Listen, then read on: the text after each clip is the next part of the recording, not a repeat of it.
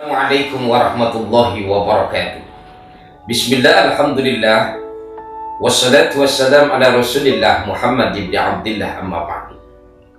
Para pemirsa budiman yang dirahmati oleh Allah, berjumpa kembali dengan kami di kajian santai, santun dan terurai.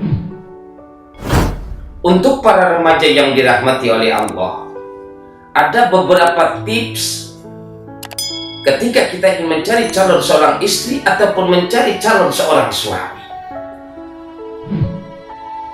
Ada 12 tips ketika kita mau menikah atau ketika kita ingin berumah tangga.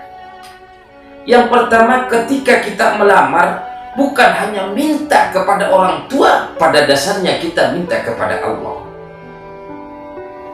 Kalau kita melamar, kemudian kita datang kepada orang tuanya,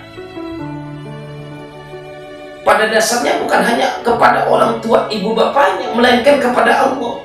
Karena kita mencari, meminta kepada Allah, ya Allah, ketika kita melamar, mungkin ini calon istri ataupun suami, jadikanlah anak orang yang soleh, ataupun calon suami ataupun calon istri yang soleha.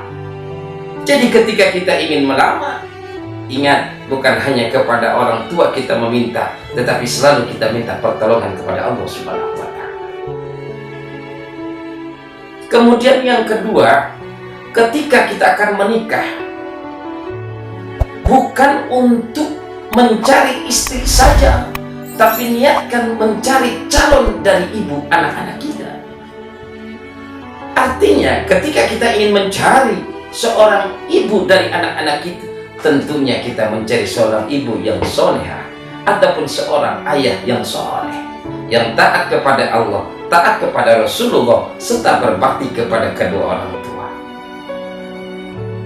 Para pemirsa budiman yang dirahmati oleh Allah, kalau kita mencari istri atau mencari calon suami untuk anak-anak kita, tentu suami yang lembut, istri yang lembut, dan lain sebagainya.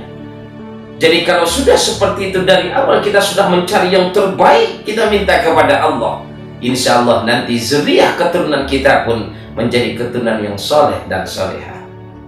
Tips yang ketiga ketika kita akan menikah, yaitu bukan hanya di depan penghulu ketika kita akad, tapi di depan Allah Subhanahu wa Ta'ala. Berat